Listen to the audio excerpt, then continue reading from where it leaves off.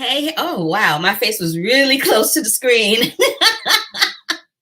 Oh my God. Hello, hello, hello. Welcome, welcome, welcome. Let me fix this camera. There we go.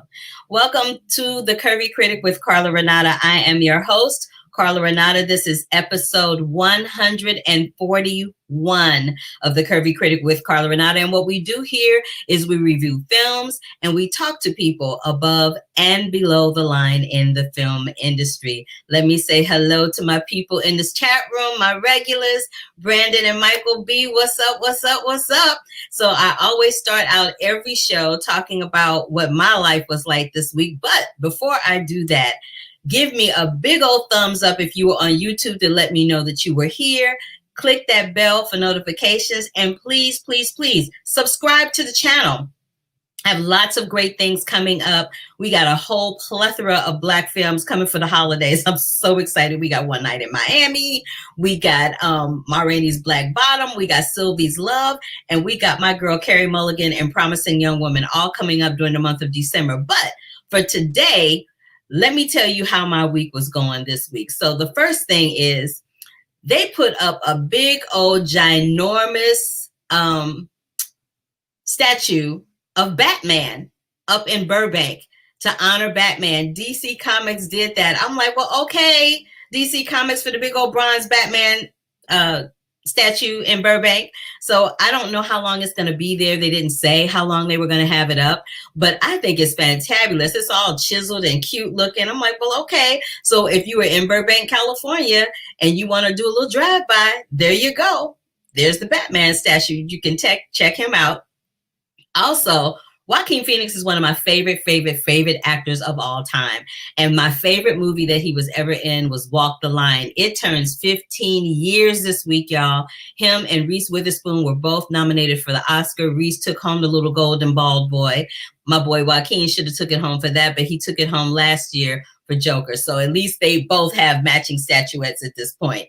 Also, you guys know that I am a recurring guest star on Superstore. Superstore is in repeats right now. It's on repeat, but there'll be a brand new episode coming January 14th. And I call it the Black episode because it's all about Black hair products. That's all you need to know.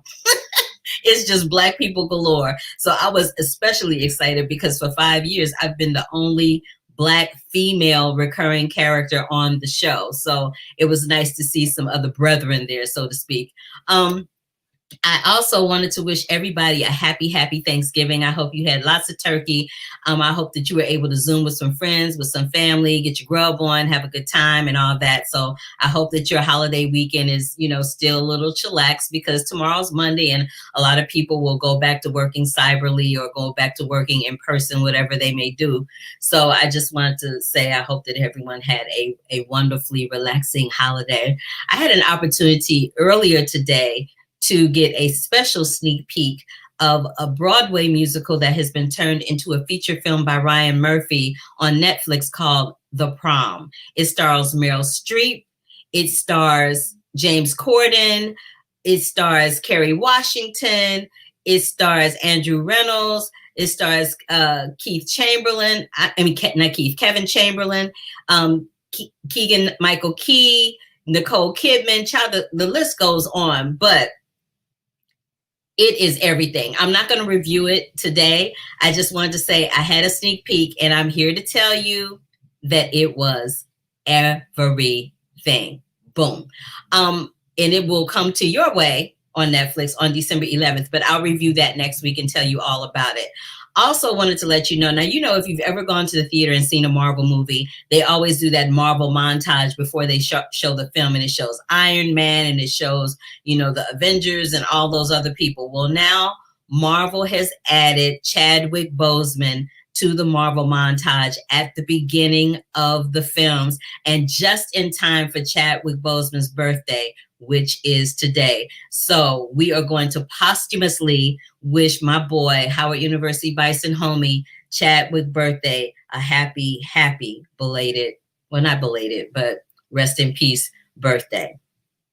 Also wanted to tell you that speaking of Star Wars and Marvel and Disney and all that, we know that James Earl Jones is the voice of Darth Vader, but the embodiment of Darth Vader was a man named David Prowse, and he passed away today. He was in his 80s. So, you know, I'm sure him and Princess Leia up there and Chewbacca, honey, they up there cutting up. But I did want to acknowledge that because I am a huge Star Wars fan, as I have said on this show a zillion times. So just wanted to put that out there. And I also wanted to tell you that, you know, last week I talked about Small Acts, and I said it was a series of 5 films, right? So they aired the first one, which was Mangrove 9, about the Mangrove 9, and then Mangrove 9 rather. And then this week they aired the second installment, which was called Lovers Rock. They're all directed by Academy Award winner Stephen McQueen, who's known for 12 Years a Slave. This one is called Lovers Rock. It is all about house parties in the UK, or blues parties as they call them there. I got my entire life on watching that. It was fabulous. I loved it, loved it, loved it. Okay, so now that I've played catch up, I'm gonna go right into the films for the week. But I'm gonna do that, but not before saying hello to Kazuza and William Jacquin. Because William Jacquin, you are not a loser, baby. People have lives. I understand when somebody can't come here. As long as you're here now, that's all that matters. Cool. And thank you, Kazuza, for tuning in. Appreciate you. All right. So I want to review this film that I saw called Through the Night. It's a documentary that was produced by PBS in association with their POV brand. And it was directed by Loida Limbaugh, right? It's a documentary that addresses essential workers. Who takes care of the caregiver? They need quality. Essential workers, they need support, y'all. They need quality childcare. They deserve to come home to a safe place to be able to pay their bills, put food on the table. Home-based daycare centers like the ones that are featured in Through the Night features a home daycare center that's 24 hours that's run by Nunu and Patrick. Nunu's real name is Dolores. So Nunu and Patrick Hogan, they run a 24-hour daycare in New York City. And with COVID-19, it's been really difficult because over 60% of the licensed daycare centers have been closed. The stimulus packages have not accounted for the true scope of what's needed. So Through the Night film is raising $50,000 to provide 10 home-based daycare centers in New York State with financial support. So if you go to throughthenight.com, you'll be able to make a donation there. Doesn't matter how small, doesn't matter what it is. Every little bit helps as long as they can get up to that 50 grand to help these daycare people get some funding, because the essential workers, the people in the grocery stores, the people in the hospitals, firefighters, policemen, all of those people are essential care workers. Those are the people that have been helping our country run full throttle ever since COVID-19 ravaged our country. It's important that we recognize and honor their existence. Loida Limbaugh has done that with her film. She follows Nunu and her husband Patrick through their whole series of events of honoring these 3 people. So the film focuses on Nunu and Patrick. It focuses on Shanona, and it also focuses on Marisol, who are 3 people. Marisol has 3 part-time jobs. Shanunu is a pediatric nurse, and they're all bringing their children to Nunu and Patrick to take care. But then Nunu and Patrick, well, not Nunu and Patrick, but Nunu has a health crisis. She ends up with I think she has a brain aneurysm or something going on with her brain where it kind of takes her out for a minute. And that's when you realize she's the caregiver. She's the caregiver for all these children, but who's taking care of her? It is a beautiful film. It's very heartfelt. It reminded me of the days my mother, when she was working, was an essential worker. My mother was a registered nurse, and my mother would have to have somebody take care of us because she would work the 3 p.m. to 11 p.m. shift, or sometimes she would work the 11 p.m. to 7 a.m. shift. So these essential daycare workers that work during those hours, they are essential to our economy, essential to our existence, essential to those single mothers, those households that need that help. So if you guys can go over to throughthenight.com and donate there, that would be great. But in addition to reviewing this film and talking about how wonderfully poignant and important and essential the film is, I want you to take a look and a listen to this conversation that I had with this director, Loida Limbaugh, about Through the Night. Because that was a very personal moment. Did you have to coax Nunu into allowing you to film that? Or was she like, nope, let's just pull my drawers down around my ankles and let them see it? I love how you phrase that question.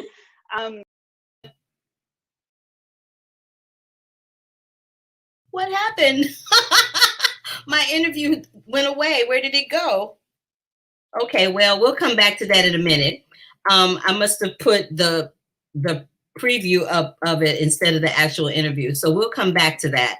I'm going to go ahead and go on to the next thing I was going to talk about as soon as the ball on my computer stops spinning, and talk about that.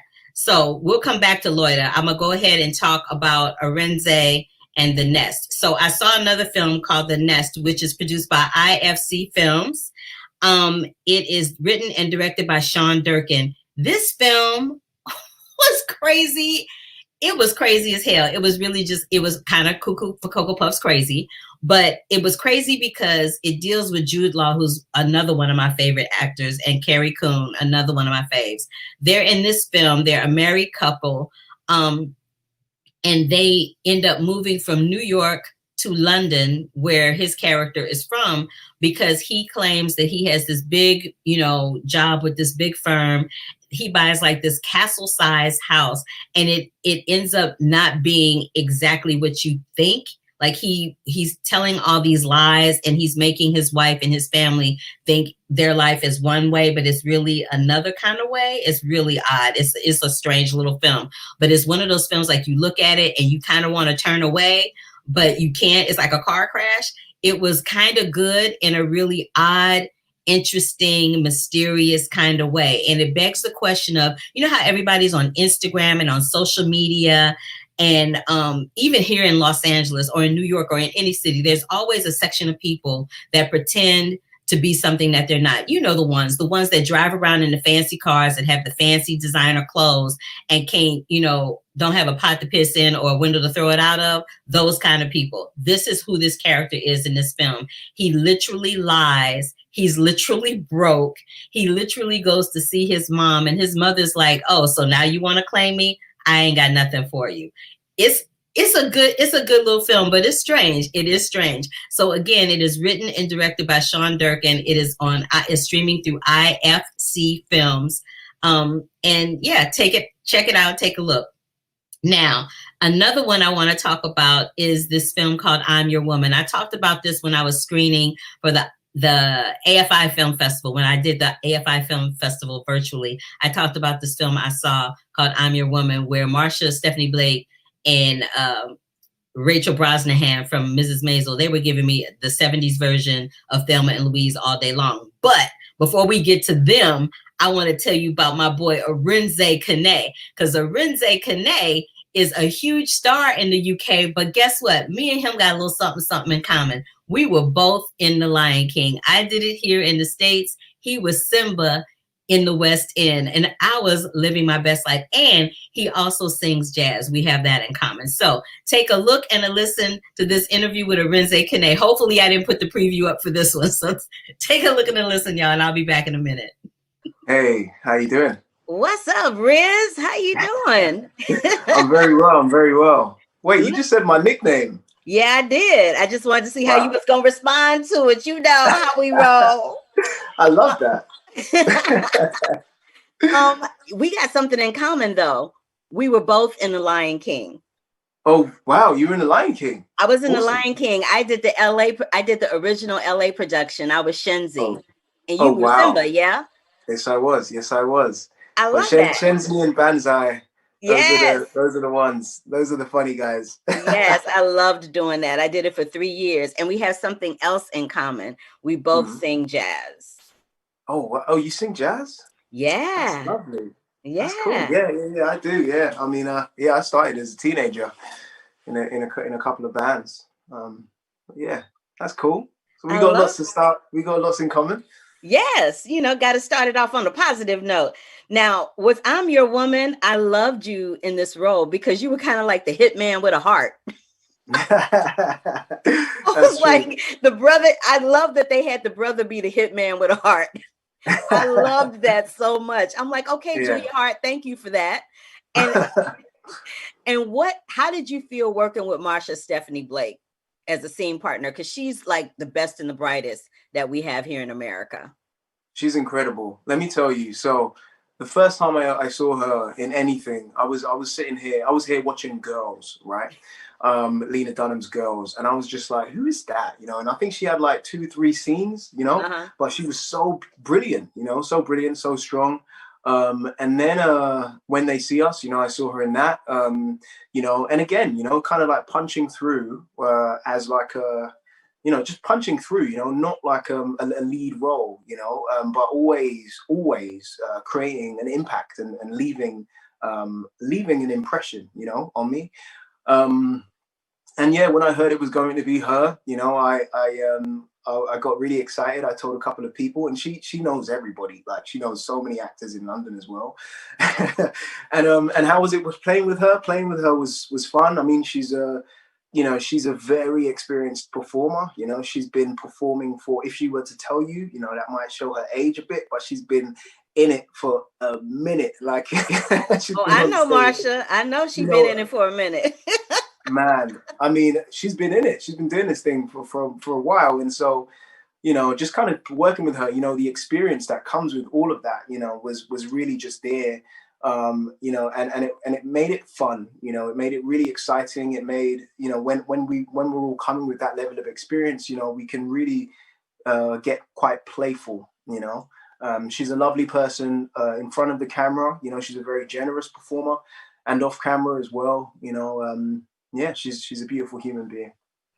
Yeah, she's wonderful. She's absolutely wonderful. I wanted to congratulate you before we sign off on your Member of the Order honor. That was a wonderful thing. So congratulations on that. And that is my time. I wish we'd had more time. You're lovely. I really enjoyed speaking to you. I hope we have the opportunity to do it again sometime. And congratulations on the film. I loved it. Thank you so much. It was a pleasure to meet you. Pleasure to meet you too. Yes. See you now. All right. See ya. Bye-bye. Okay. So thank you, Arinze. It was a pleasure to speak to you too, with your fine self. He is so fine and so pleasant and so respectful and just all of that. But in that accent, girl, boo, boys, I cannot even.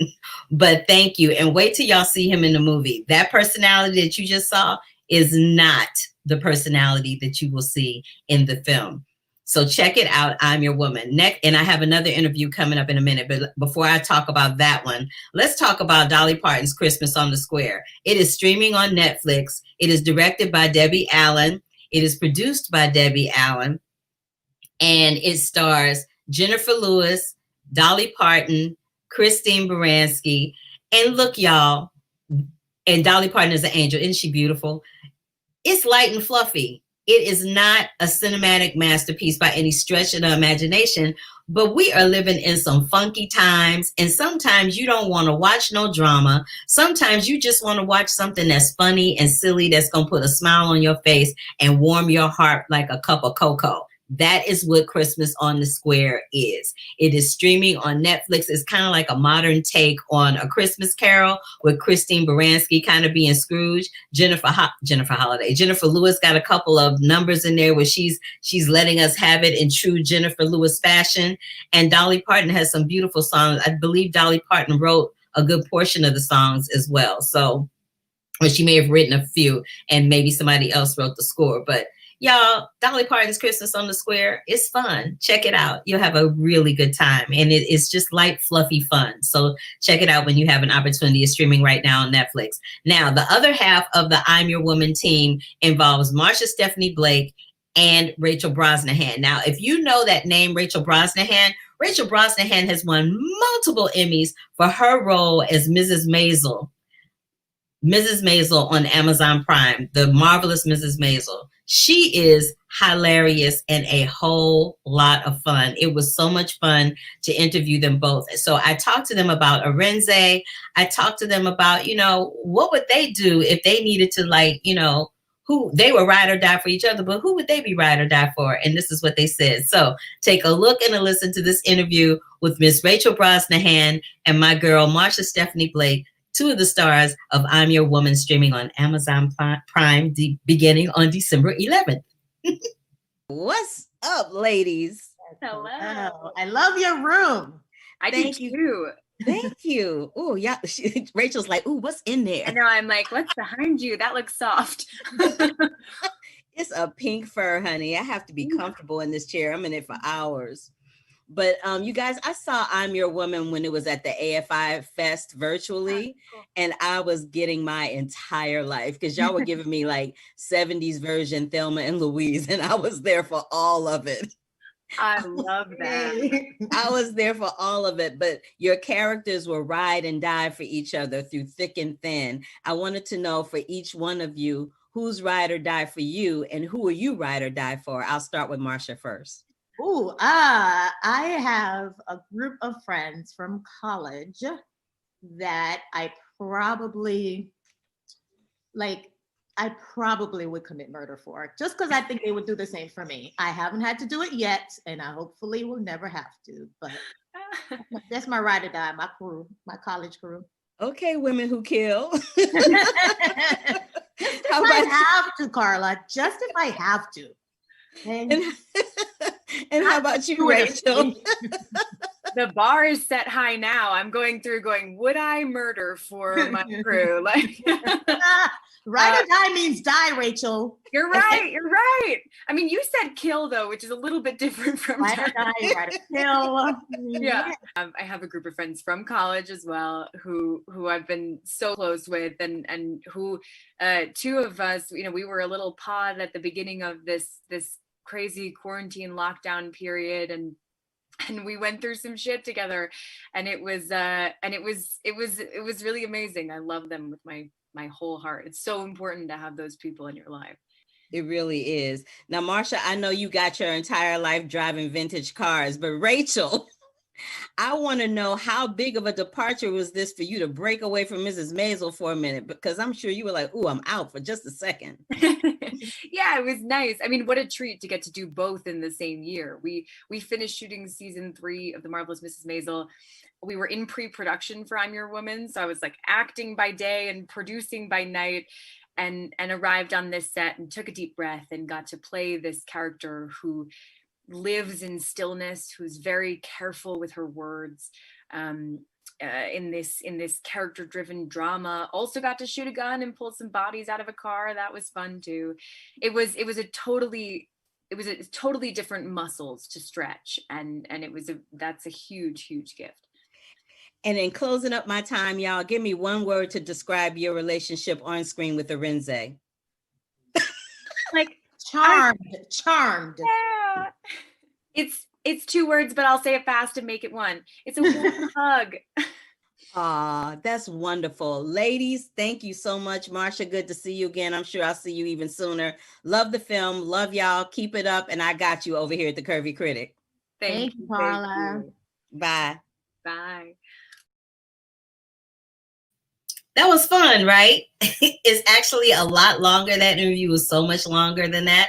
But as usual, like I always do, I tell y'all how I always put the full interview up on the regular YouTube page, and you can go and see it there. So quick little note about my little technical mishap. That was not on my producer's end. That was my fault, because I thought I had uploaded the actual interview, and what I uploaded was a preview, which I had been using to promote the show on the social media. So I was trying to find the version of it, the full version of it, and apparently I forgot to compress that version. So I am compressing it now. If it is finished before 5:30, I will pull it up. If not, y'all can wait till next week. It'll just give you something to look forward to. So while that is happening, I'm going to go to the chat room and I'm going to address some things that are happening in the chat room. Yeah, William Jacqueline, you were like, I was thinking that is so short. That's because it was. And it was a preview. So there's that. I know it was pure comedy. It cracked myself up. I was like, and I got caught off all guard. I was like, like what's happening? Like I had been caught with my hands in the cookie jar. So sad. I see that Brandon has been talking to Michael B again. Y'all be cracking me up with these sidebar conversations, talking about the new Animaniacs. And you said it's so good. I'm going to check it out, Brandon, just because you told me to. I'm going to check it out. And I saw your cartoon for Tom and Jerry. It was awesome. I loved it so very much. So I'm looking forward to that Tom and Jerry film coming out next week too. And let me see, what else did I not address that I haven't seen that y'all talked about up and through here? Because y'all be talking about so many things. You said, oh, you're loving the sign. You love my sign. You love my sign, Michael V. Hey, the Curvy Critic. Hey. Yes. So this is the beginning of me rebranding. I'm going to be rebranding beginning January 2021. I am going to include some segments. I will reveal at that time what those segments will be. I will have a different backdrop behind me. I will have a whole bunch of different things. So I'm glad that you love my big girl sign with the Curvy Critic on it. I love that so very much. I'm glad that you think the Batman statue is legit, Brandon. Yes, it is. It really is. And William Jacqueline, yeah, I love Mrs. Maisel too. She is thebomb.com. She's really good in this movie. She's unrecognizable in I'm Your Woman. Like, I was like, that's Rachel Brosnahan? Really? I think because you get so used to seeing somebody in period clothes and doing a period piece that you're like, oh, really? That's them? I didn't know that they could be like that. Thank you, Kazuza. I'm glad everybody's digging the sign. I love it too. I was really excited about it because I thought, oh, this is gonna be great. I kind of love that. Not I'm moving on up like the Jeffersons. Why you say I'm moving on up like I'm the Jeffersons? Like, you know, that is pure comedy right there. You said moving on up. No, I'm not moving on up. But what is happening is that, you know, I need to rebrand because I'm getting bored with my look. I'm getting bored with the way I do the show. So if I'm getting bored, I can only surmise that people watching it are getting bored. So I'm just trying to step it up to keep y'all on your toes and keep you interested and make things light and fluffy for you. But what I will talk about in these last couple of minutes that I have is some things that are coming up. So I told you that we've got some films coming up in December, but next week, in addition to what I already mentioned at the beginning of the show, we'll be talking about 40 Years a Prisoner, which is another documentary for Amazon. Amazon has been slamming with the documentaries this year, I have to say. I'll be talking about that. I'll be talking about Dear Santa, which is another documentary that deals with what happens to all those letters that children write to Santa. Like, where do they come from? Where do they go? Do some of those letters get answered and all those things? I'll be talking about that. I will also be talking about Wander Darkly. I talked about that before a little bit when I did the AFI Film Festival virtually. I told y'all about that film with Diego Luna. I keep wanting to call him Diego Garcia. I don't know why, but Diego Luna is in that, and he's excellent. But I'll talk a little bit about that. And then, of course, I'm going to talk about Nomadland, the film with Frances McDormand that's been getting so much praise and accolades throughout the film festival circuit, virtually through the AFI Film Festival, the Toronto Film Festival. It's been getting hands down praise all over the place. But the film that should be getting hands down praise all over the place is, what is the name of that movie? I forget, but anyway, it'll come to me. I also we'll be talking about another film called Promising Young Woman that's coming out with my girl, Carey Mulligan. Love her. And I also hosted a discussion about that film between myself and 3 other film critics for Focus Features. So as soon as that comes out, I'll let y'all know where to find that. But it's, look, what is this? You said she seemed different in the interview, but still is crazy to me. You know, Rachel Brosnahan is really funny and she's really gifted. Like, not very many people can do that period comedy that she's doing and then straddle the line and then do drama too as effectively as she does. Very few people do that and do it well. And I have to say that she would be one of them. And you also said, William, not related, but why is Superstore on such a long break? Okay, so this is why Superstore is on such a long break. Superstore got a shorter order of episodes this year. So normally they would get more than 20 episodes or 25 episodes, somewhere in there. This year they got a 15 episode order, which means they're trying to stretch it out. So they're trying not to blow their wad, so to speak. So they're just going to air a bunch of repeats and reruns between now and the beginning of the year to give people an opportunity to stream the show and catch up on some stuff, which is a good thing. Like, I kind of like the fact that they're doing that. That's a good thing. We like that they're doing that. And I apologize. I don't know if y'all can hear this or not, but I live in a condo situation, and there are some people next door to me that decided today that they want to vacuum and throw their vacuum up against the wall. So if you're hearing miscellaneous noise, that would be what it is. And I wholeheartedly apologize, because that's just booty on a whole nother level. But that is the reasoning why Superstore is on such a long break. Michael B., I saw a news report about the Santa letters a while back. Some of the postal workers try to answer them, and some of the letters are really sad. I can only imagine. I haven't seen this documentary yet, but I just know that when I do, it's going to be a boohoo cry fest. I can already feel it in my bones that it is not going to be lovely, and it's not going to be light and fluffy, and I'm going to be looking crazy and acting stupid. So I can already tell you that it's going to be a tearjerker. I already know it's going to be a tearjerker. I think I actually got this interview up, y'all. Let me see if I can pull it up for you. But in the process of me doing that, let me also see if I can address some more of your questions. So let me go here and try to do that really fast, and we will try to work that out. But yeah, I can only imagine that those letters are really sad, because they just seem like, you know, these kids that write letters to Santa and their parents mail them. It's just like, wow, they feel like they have to mail these letters to get their kids some play, or to get what they want to get for their kids because they can't afford it for whatever reason. I totally get that.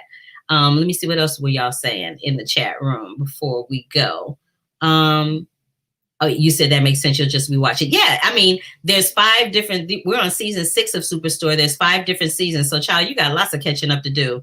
And what else, Brandon? Thank you for, yes, your Tom and Jerry painting did turn out really, really great. And not for nothing, but I showed my mom your Tom and Jerry, your paintings in general, and she kind of loved your paintings. She loved your drawings. She thought they were really, really, really, really, really nice.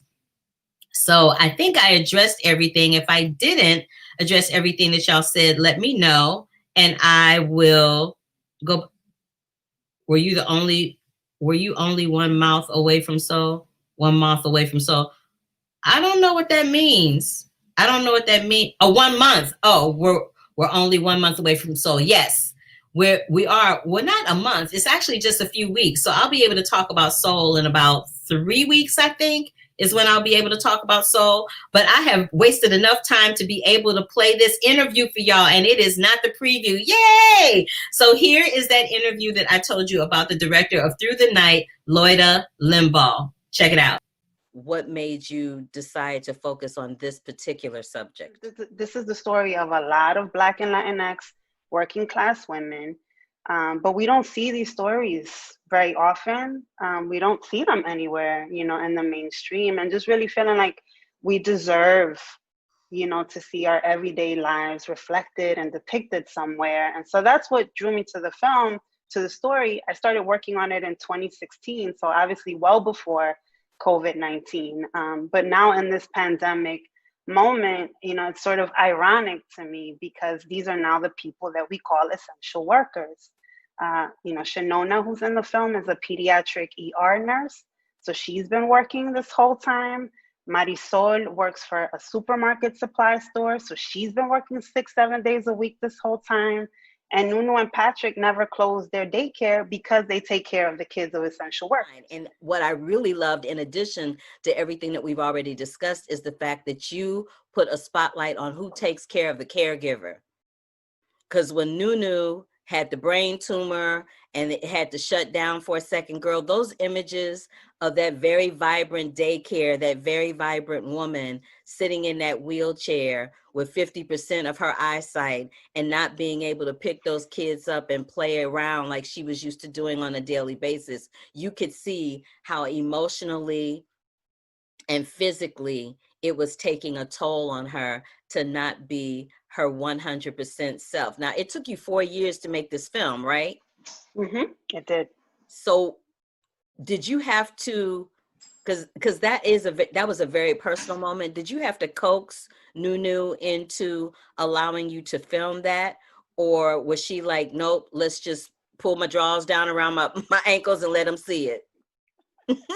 I love how you phrase that question, because I definitely never asked to shoot in a hospital or anything like that.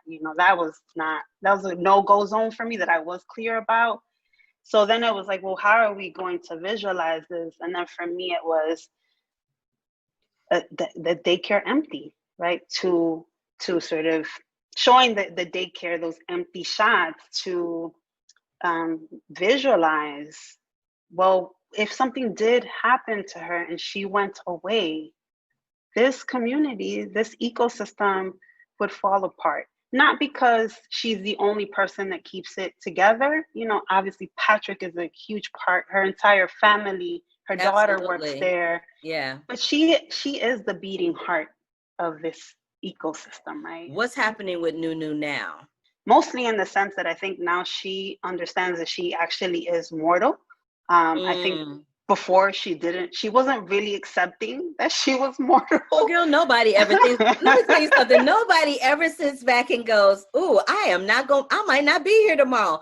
That never crosses anyone's mind until their mortality is challenged. Next, I don't want to leave this conversation without talking about Firelight Media. We were co-founded by filmmaker Stanley Nelson and his partner, Marsha Smith. And, we're probably best known for Stanley's films like The Black Panthers, Vanguard of the Revolution, The Murder of Emmett Till. Film. Yeah. Yes. And, all the work that we do, from Stanley's films to the programs that we have, the grants that we offer for emerging filmmakers of color, really sort of is founded on the belief that one, is critical for communities of color to tell their own stories, and two, that the stories that are told about our lives and about our communities really shape and have real world implications for our everyday lives, both our possibilities, our dreams, but also our limitations, the oppressions and the violence that we face. So we feel like storytelling is of the utmost importance, and that we need to be in that director's chair as folks of color. Well, thank you, Carla. Take good care. Stay safe. Yes, stay healthy. You too. Stay safe. Stay healthy. Wash your hands. Wear that mask. Living that life. Yeah, keep it moving, girl. Yes. All right. Take care. Thank you so much. Bye-bye. All right. Bye-bye. I'm so glad I could get that together and play it for y'all, because I thought it was a really lovely interview. I enjoyed talking to her. The interview is twice as long as that, as usual, because, sometimes I get on them interviews and we can just go at it. But again, the film is called Through the Night. You can find it on PBS. It is directed and written and created by Loida Limbaugh, about essential workers during this pandemic crisis that we are dealing with globally, particularly here in the United States. And if you see the film and you want to help them raise that $50,000 that I talked about earlier, do the hashtag Care for Caregivers.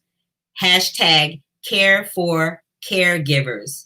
FOR, for caregivers, to help them raise that money for those essential workers. We can't do a whole lot, but all of us can pop on social media and do that. So please take the time to do that. No, Michael B., I did not get a chance to see Chaos Walking. If it's a horror movie, you know I won't see it. But I might check it out if it's not a horror movie and it is a thriller, because I can kind of hang with thrillers. All right. Well, I thank y'all for hanging in there and waiting for me to play that interview. I'm so sorry about the technical difficulties. That was totally my fault. I was all verklempt over watching the prom, but I will get into the prom next week, along with Wild Mountain Time. I will finally start doing my predictions for the Oscars of 2020, Oscars 2021, for the films that happened in 2020, the few that happened, give my predictions for those major categories there. And I will talk about some more movie anniversaries that happened throughout the year that I didn't get to. And then I will prep y'all for those movies I talked about before, the Sylvie's Loves, the One Night in Miami, the Ma Rainey's Black Bottom, and so many more that are coming toward the tail end of this year. They must have saved the best for last. So have a wonderful week. Again, I am Carla Renata. You have tuned into and started streaming the Curvy Critic with Carla Renata here on YouTube. Give me a big thumbs up to let me know you were here. Click that bell for notifications so that you know when we are going live and when we have a show. And until the next time, let me thank y'all. Michael, Kazuza, William, Brandon, and anybody else that is tuning in after the fact. Thank you, thank you, thank you so much. It's so wholeheartedly appreciated. I love y'all. And until the next time, love, peace, and hair grease, and deuces.